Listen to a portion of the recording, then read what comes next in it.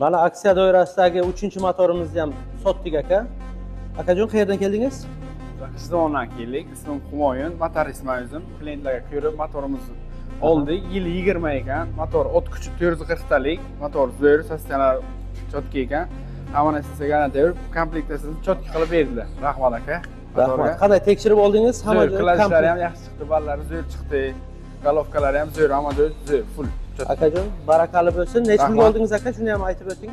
$3000 oldik, aksiya ketagan, yaxshi Rossiya. O'zi aslida motorlarimizda 3000, 3500, 3700 dan past sotganimiz yo'q. Aksiyaga tushgani uchun mana 3000 dan beryapmiz 3-motorimiz.